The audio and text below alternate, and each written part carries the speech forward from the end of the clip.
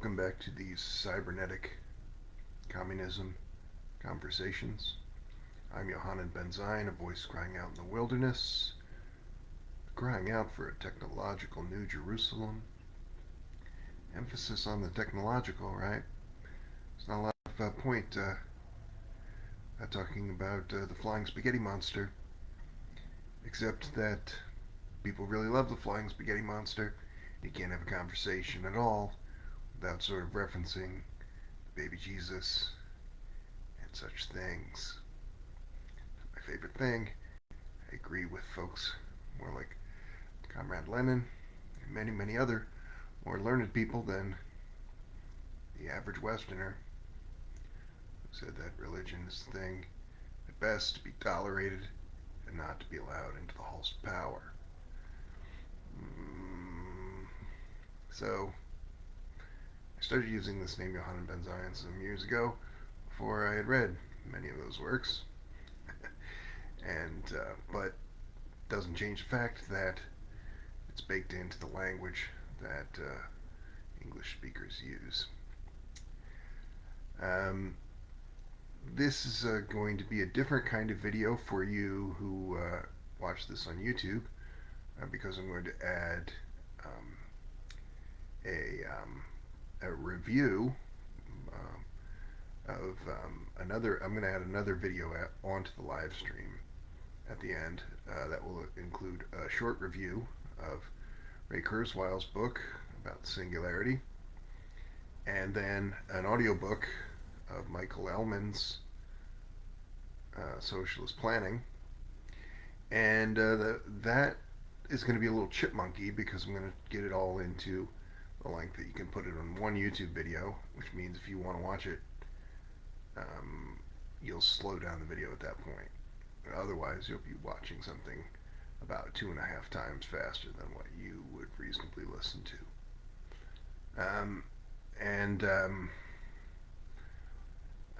Let's see. I don't usually like doing a lot of this. I used to edit video a lot more. It's not a thing that brings me that sparks joy anymore. That's why I used to do these live with very little bumper and video editing. Even though I should, but it turns out to be 30 people watching it, whether I put production value into it or not. This is a conversation about a more serious subject than I might have given you the impression thus far. The Bourgeois AI takeoff underway, that is driven by U.S. advanced computing, so-called AI, and why that's bad, and why even if that's faster than the people's AI takeoff, building a people's superintelligence, that's not better. And I should maybe define some terms here. This is not a conversation about in the year 2525, if man is still alive. This is a conversation about things happening within the next decade.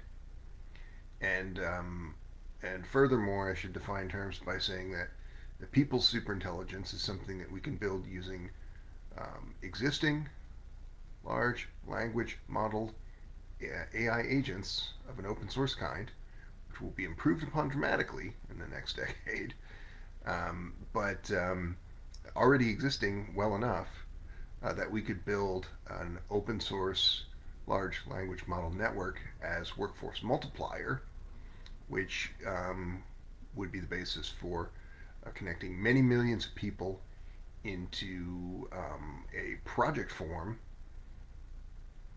unlike anything undertaken in the past. A thing that you could compare, let's say, the operations of people living within a nation state. Say 100 million people in a nation state. My God, 100 million people in a nation state. They all love their nation state, and they all seem to work in some way towards the betterment of their nation state. Let's say we're not talking about the U.S. So we're talking about a real country. um, but they're not really working together, right?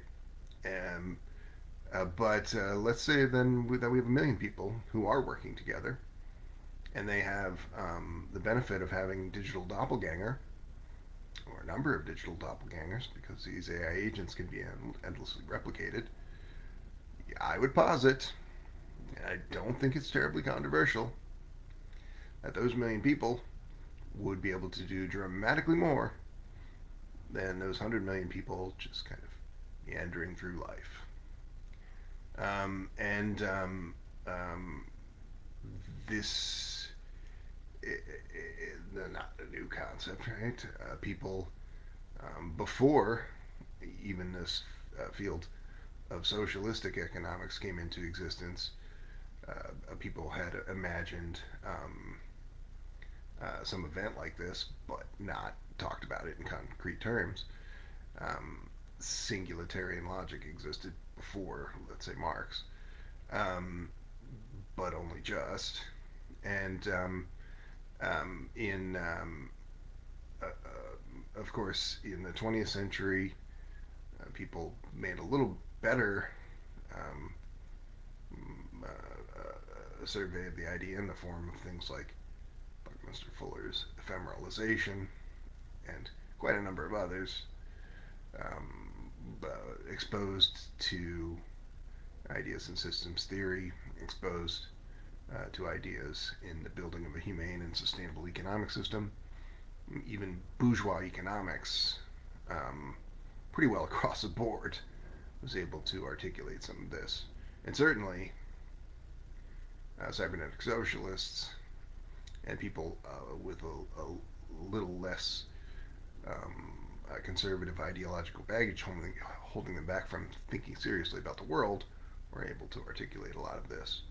But what no, and I've said this in other videos, what no one did before the last year or so was say the words people superintelligence or describe how to build a people superintelligence, as I have.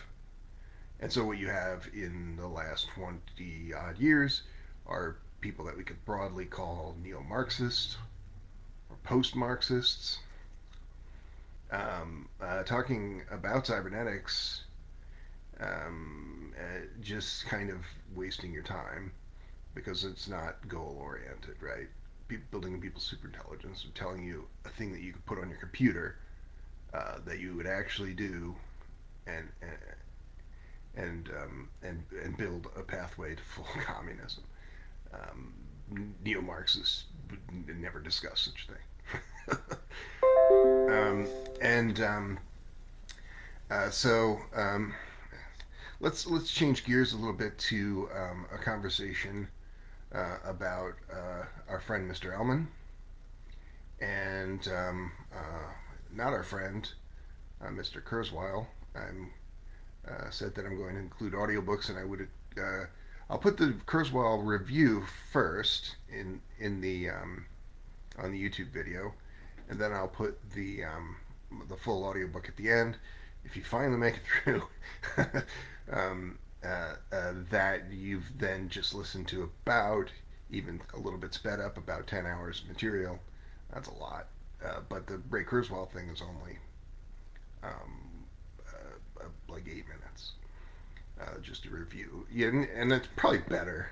I read that book twice. The Singularity is Near. I read excerpts from The Singularity is Nearer, and I've read others of his books once or twice before I became more immersed in study of scientific communism. And what ideas you might glean from this, if you're interested in an AI takeoff, I think you could just as well glean from um, a review of the book. Unlike the work of Mr. Ellman, who um, is no longer with us, if I'm not mistaken, and wrote Socialist Planning a number of years before um, Kurzweil's more recent works. Um, so keep losing my spot. Well, I've talked about socialist planning by Michael Ellman at some length on another podcast. So I guess I'll link to that rather than going into that and focus on this AI takeoff conversation. So this AI takeoff, it could be um, uh, described as the law of accelerating returns applied to advanced technology, and the technological advancements that derive from that. Um, Advancements in computing here are quite significant.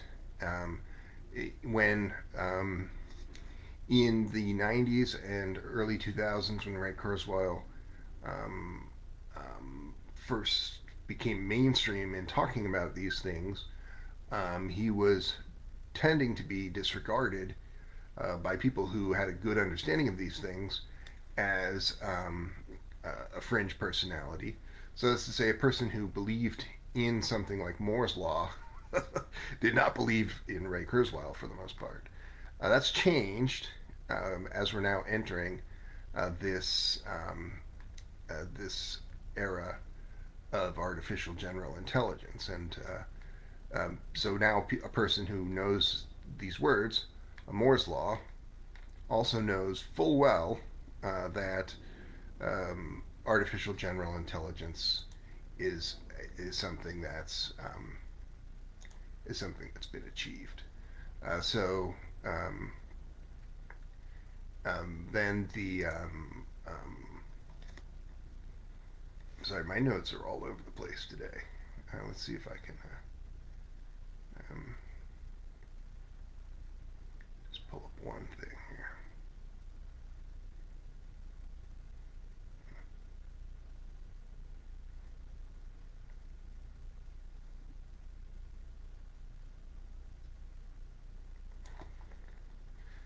Okay.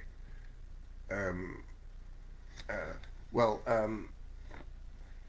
a couple of things that I would criticize about Kurzweil's two books of interest here. Um, there's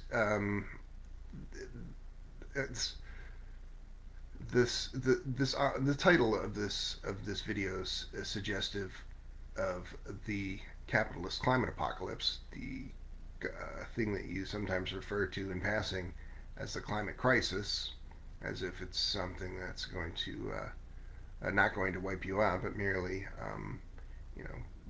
inconvenience you slightly, and also not talking about who's actually responsible, which is European descended ruling elite, particularly those of the North American continent. Um, this is a thing that's causing human extinction, and um, uh, it would be a pretty hard gamble to suppose that an AI takeoff, even if a hard AI takeoff is to occur in the timeline that is suggested by Mr. Kurzweil, that's going to be something that's going to be well managed enough by the capitalists who are causing the omnicide, human extinction, to stop that.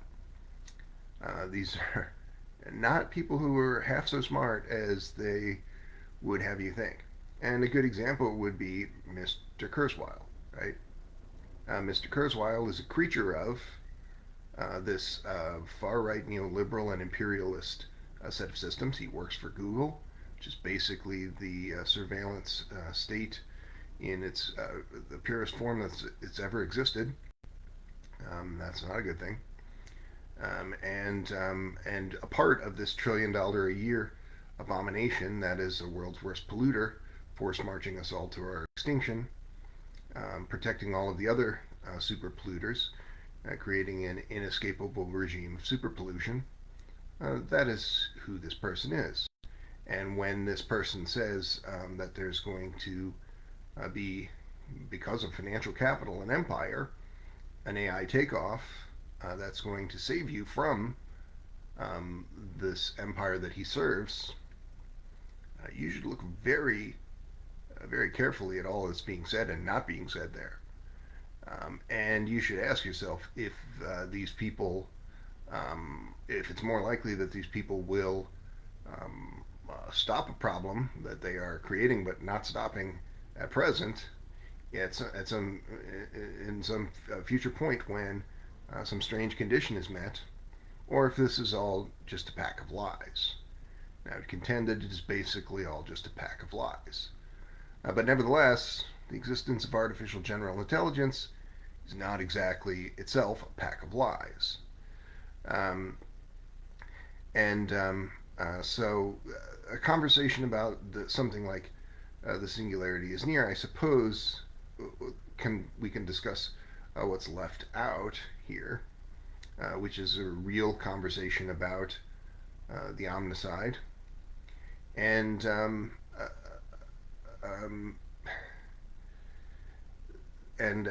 other existential risks are not discussed very much in these works. Um, the the possibility of uh, you know, I think we will look back in a few short years at this era from 2020 till whenever, hopefully not till St. Smith's Day, this COVID era, which we're still in, as something that was a realization of 21st century bioweapons usage on the part of the U.S., as opposed to, say, 20th century weapons usage like spraying mustard gas into a hole where a bunch of soldiers are. This but this kind of a bioengineered weapon, there's very few people who've looked closely at the coronavirus who aren't saying that this seems to be man-made. And that's why one of the first things you heard about this was that it came out of a Chinese lab. That and the Chinese don't build weapons like this. The U.S. only the U.S. and Israel have built weapons like this, and weapons worse than this, a lot worse than this.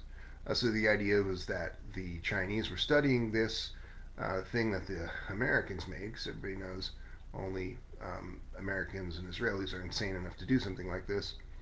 And this was the narrative that you were fed. And they accidentally leaked it, and it spread around the world, starting in China. Okay, none of that's true. What actually happened was the U.S. released their bioweapon in China, try and weaken China. That effort backfired, and it spread around the world, hurting the United States more than it hurt China.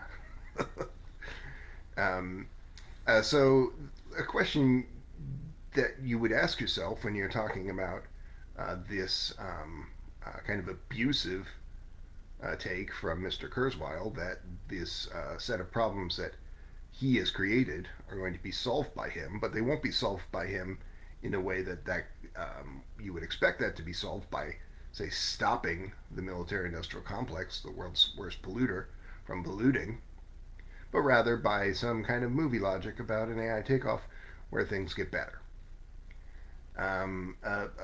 This is a parallel to a conversation about bioweapons because um, I, you have to assume that the more resources that they have at their disposal, the more kinds of things that this are going to continue to do, like they've done over and over again, right?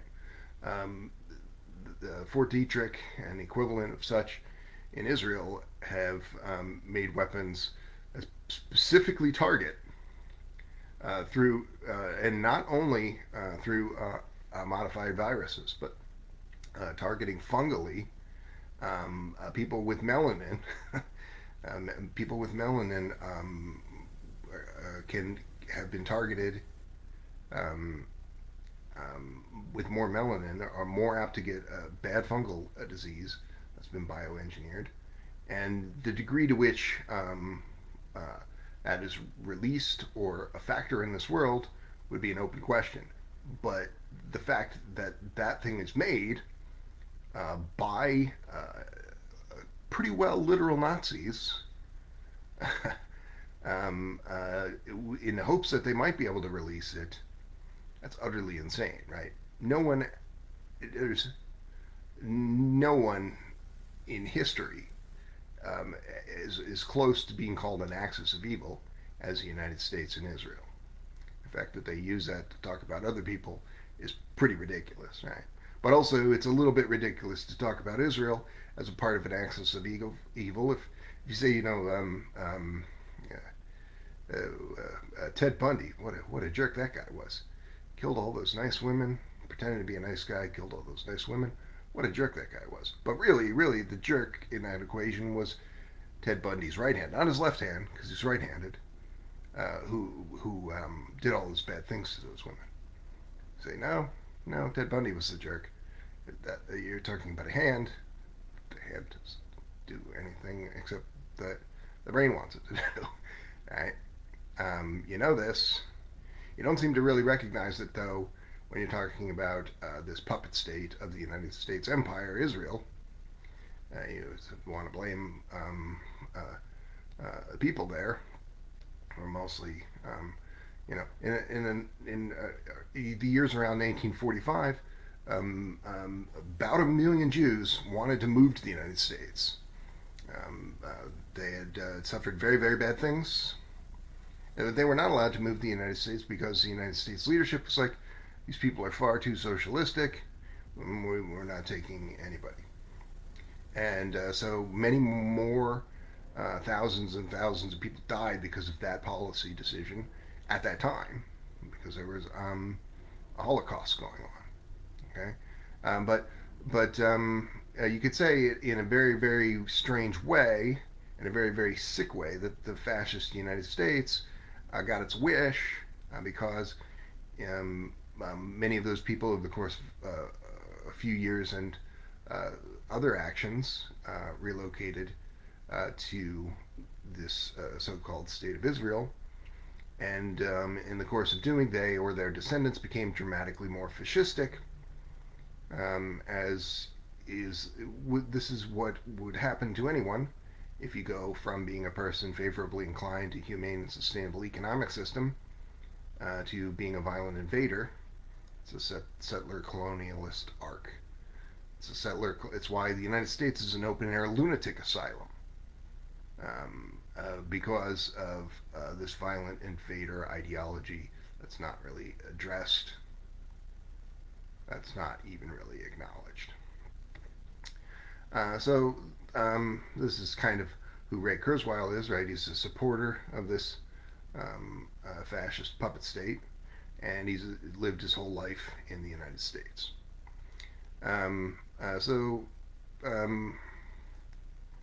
Was a bad person. The followers of this person are bad people. But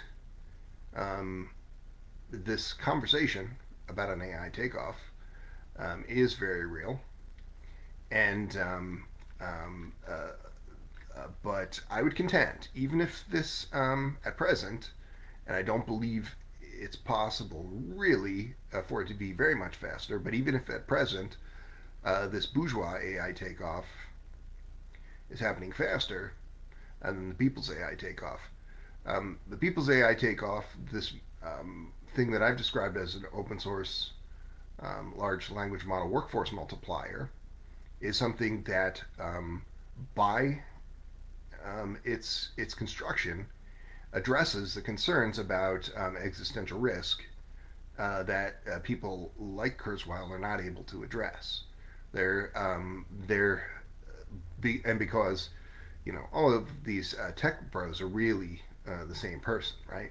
They say, "Oh, we don't like the military," but they're all working for military contractors, effectively, and similarly, they are.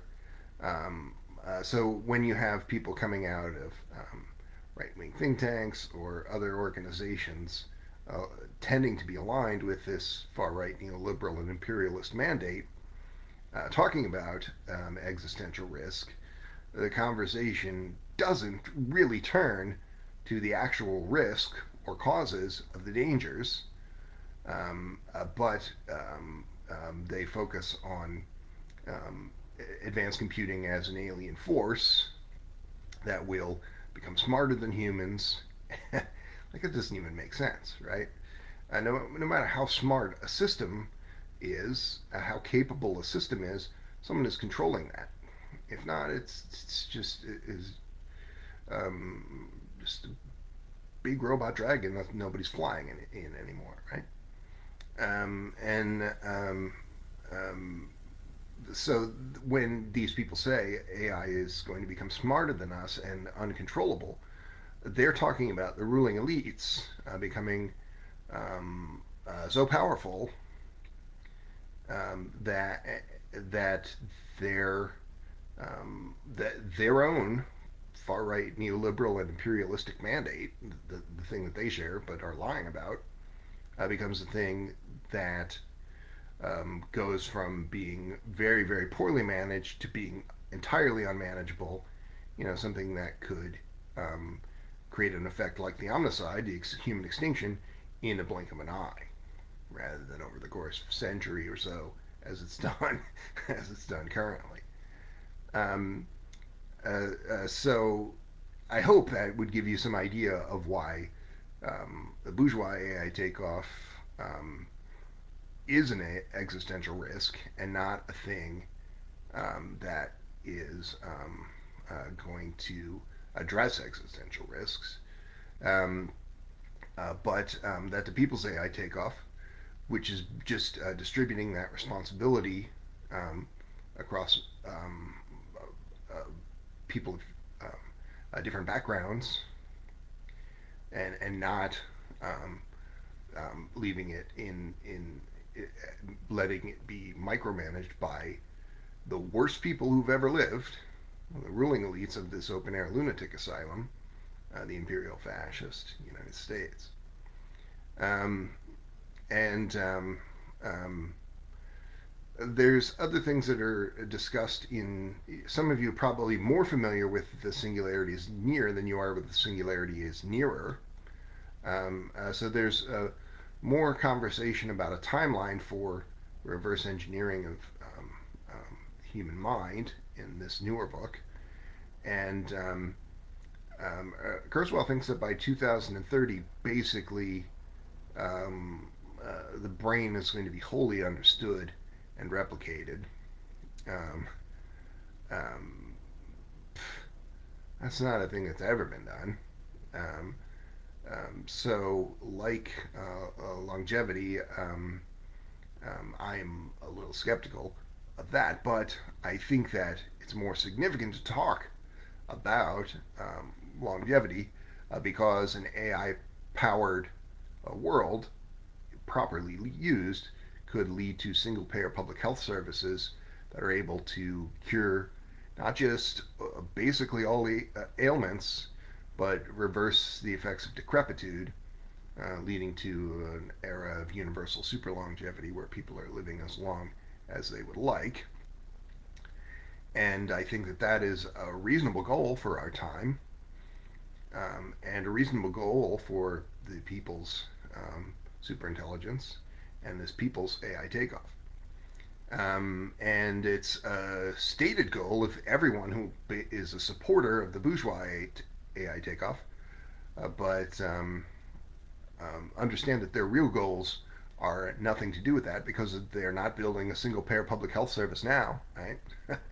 um, and more to the point, um, the this thesis that um, the U.S. technologist is the existential risk of our time, not the cure to the existential risks of our time, and also that basically what they're doing in the absence of a mandate for a humane and sustainable world and a humane and sustainable economic system that is AI powered, what they're doing by supercharging financial capital and empire is a thing extremely destructive, and by creating narratives that would tend to make the masses go along with that, what they're doing is little more than repackaging a bad 20th century ideology, trickle down economics, with some science fiction mumbo jumbo that does not really discuss the realities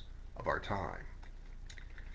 Um, so this concept of the singularity then is quite problematic, um, and it's why they say singularity and not AI takeoff. It's because they want to mystify that. They want it to be more science fiction mumbo jumbo than real conversation. They want you to say, they want you to believe that this AI thing is a force unto itself and not something that would be controlled like anything else would be controlled by some sapient being, a human being, um, and any person who really has written almost anything about existential risk in this context is a person who is engaging with that movie logic, right? And that's because they just simply can't talk about the primary contradiction, financial capital. They can't talk private wealth. They can't talk in terms of dialectical materialism because they would be fired from their jobs. Right? You can't work in some right wing think tank milieu if you're talking about the abolition of private wealth. You can't work in almost any field if you're actually honestly discussing these things. And so this is the major reason why virtually no one takes the capitalist climate apocalypse seriously, is because they have either learned helplessness or willful blindness to all such related subjects. It's easy for me to say, and I often say, the European descended person is of the United States is basically just a Christian fascist pig with no brain at all, and that in a world just a little more just than the one we live in, all of these people would be fired into the sun.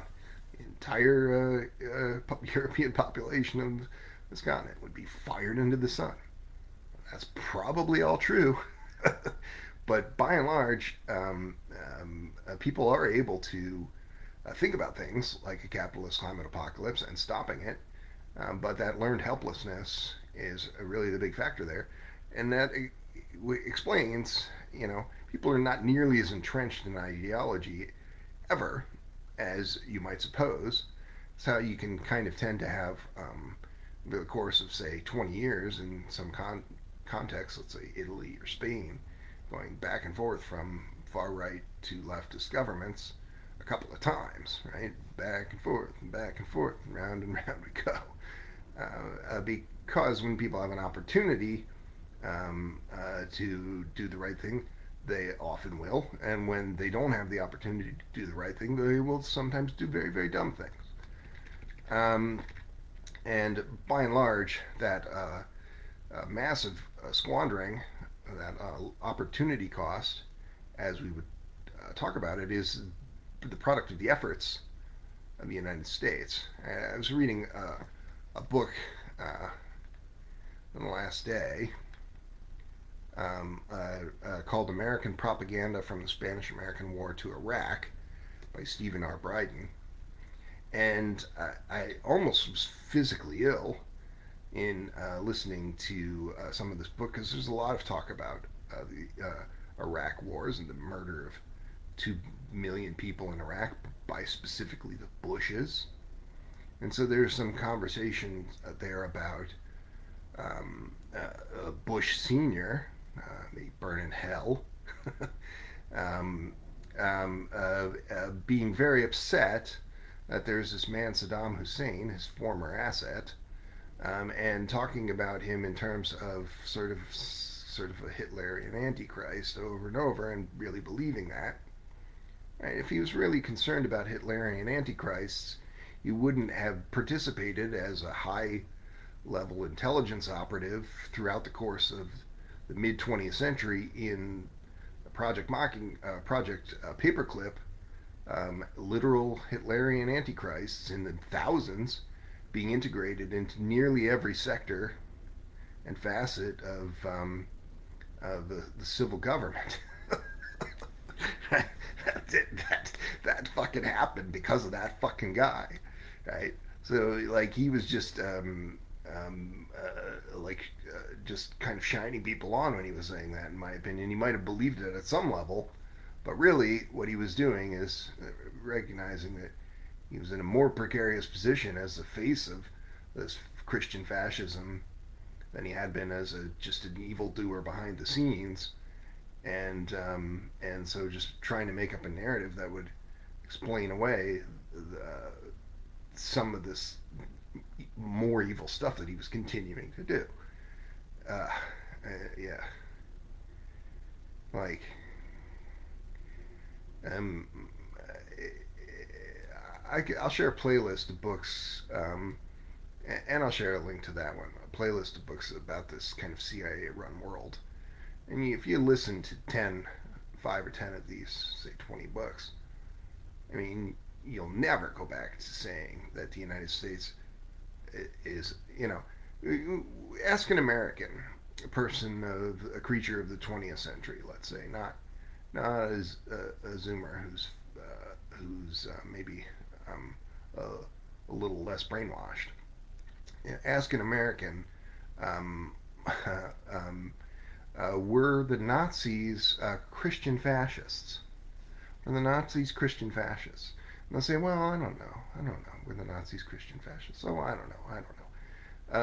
Why are they not saying that? Like, that's historically provable that they were Christian fascists.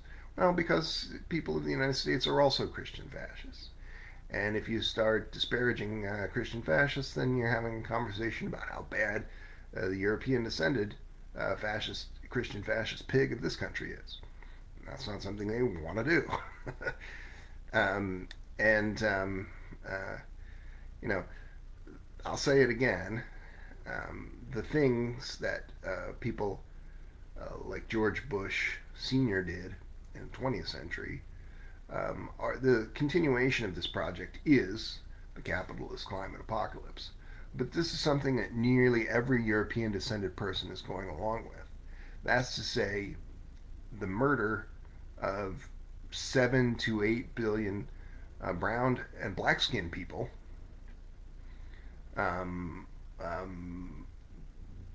That's what the climate apocalypse is. If it doesn't kill everyone, it's just going to kill almost everyone, which would be nearly every brown and black skinned person outside of the imperial core, and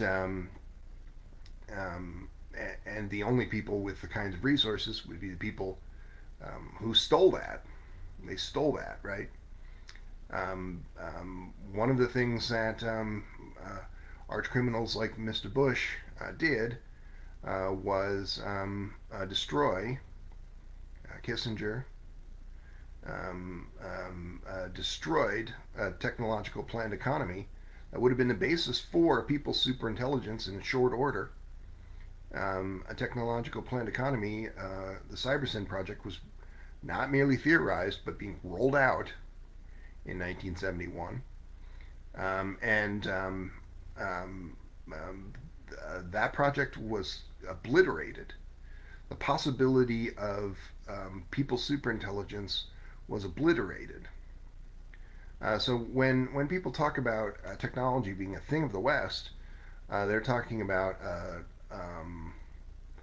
a poison relative to what should have been built and what would have been built without this malign influence of fascist United States.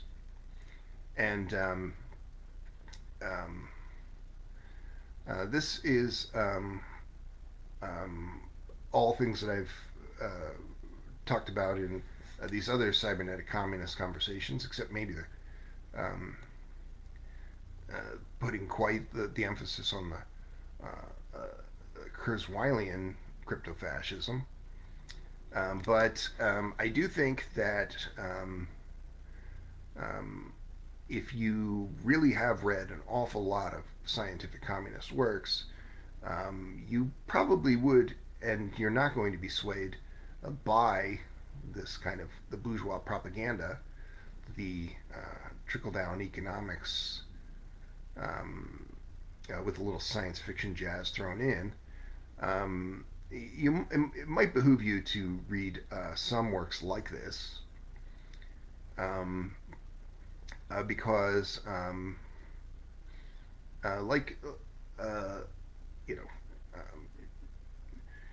um, George Bush Sr., Kurzweil is compensating for living in the evil empire and upholding the very worst of it, all of his life, or much of his adult life, his mega millionaire life, let's say.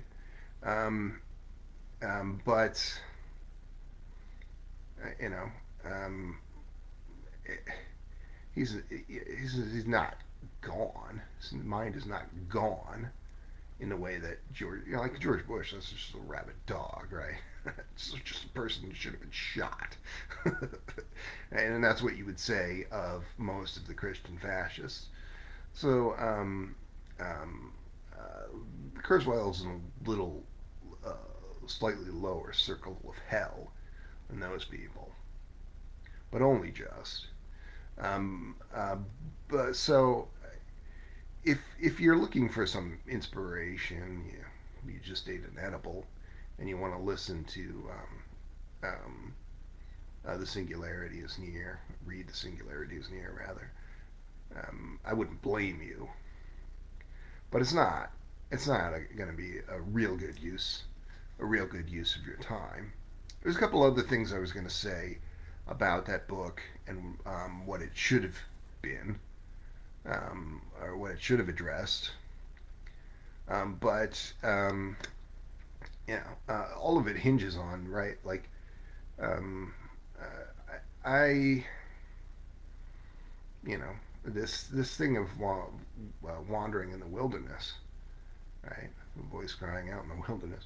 This thing of wandering in the wilderness that I say, you know, I was raised by Christian fascists. It wasn't my choice, but that's the kind of people that I was around for some early years of my life, and like, uh, I consider it not a minor miracle, a literal, walking on water miracle, that I came to this point of studying scientific communism and trying to articulate this most important field of the 21st century, cybernetic communism. Um, and for many years I did neither of those things, and just like, not frothing at the mouth, um, like the rabid dogs of Christian fascism who should be put down, but frothing at the mouth nevertheless, in a more frivolous way. Um, and I think of myself as a different person now in my 40s than I was ever in my teens, 20s, or 30s. Even though in all of those years I was someone who's enamored of communism. Right? I had read the Communist Manifesto as a teenager, and I was enamored of, I guess, by definition of the socialistic and communistic projects was just overgeneral, just a chicken in every pot or something. That's not what it is. if if you don't say these words, the primary contradiction is private wealth, which must be abolished. You don't understand socialism at all. And if you don't say these words, we must fight to see that livable world, that humane and sustainable economic system, and not merely wish for it as a socialist or a leftist would, or the liberal would, but fight for it and organize to that end. That is what it is to be a communist. and I wasn't that before a few years ago. And I hold out hope for all of you. I do, because um, no matter what sorts of things you've done, even if Kissinger, um, um, um, even if Kissinger or Bush Senior were still alive, um, there would be a chance for them to redeem themselves, assuming they're not in jail for the rest of their life as they should have been. And I think that's true of everyone. Um, and so if and you say, oh, that's not me, right? I'm just a regular guy. Well, you live in North America, I think, or you're an English-speaking person, so you're living in a place probably almost as bad. Um, and where are if you were a good person, if there were any number of good people, I say, okay, maybe you're a good person. You say so. But if there were any number of good people on this continent, they would be resisting this evil empire that's killing their species. There would be a million people permanently bivouacked outside of the Pentagon, outside of the White House, demanding the end to this super polluting military industrial complex that protects all of the other super polluters, creating an inescapable regime of super pollution. There's no such people. Right? There's nobody doing that. You see, I see in my feeds over and over people protesting, right? You're having a parade. What the fuck does a parade do, right? The ruling elites aren't afraid of a parade. They're afraid of a militant organization to abolish private wealth. That's the only thing they're really afraid of. And, um, you know, I understand that, just as the bedlam of a riot, just a person killing someone in a riot, that's a person who still, in a slightly different roll of the dice, was becoming a legitimate revolutionary, right? Even a murderer. So similarly, right, like that parade is not just a thing to be dismissed out of hand. It's the beginnings, just as the riot is the beginnings of a revolution. It's the beginnings of a revolution, although less so than the riot. Um, um, well, I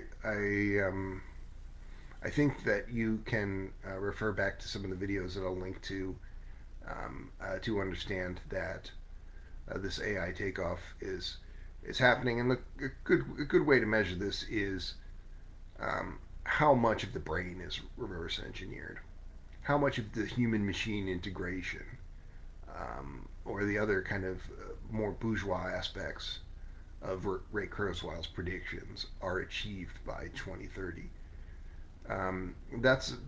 That's how you would measure whether this is AI snake oil. Um, just that's to say, just a false narrative, a pack of lies that I referred to legitimize the existing far right neoliberal and imperialist mandates, um, or if this is something that's really happening. And again, it's somewhere in between, right?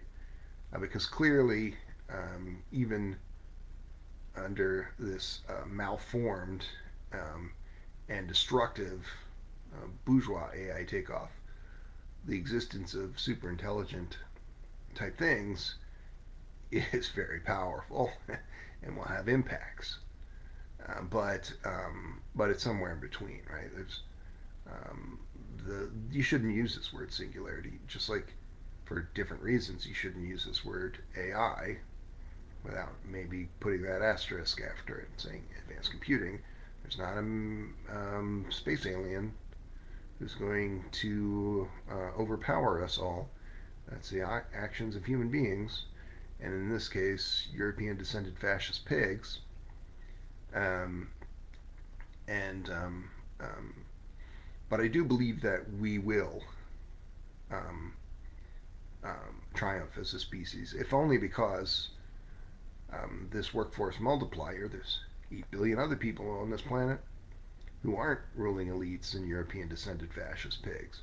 And maybe they might have something to say about this too when they become superpowered. I'd like to think that that's true. I haven't seen a lot of evidence of it thus far, and I watch these things pretty closely. But things can change the drop of a hat, as you well know. The artificial intelligence singularity is nigh, and wonders to behold beyond imagining. And on that fateful day you will rise, and all humankind will become as one, where you see, my dear comrade, very soon techno-communism will win. Thank you.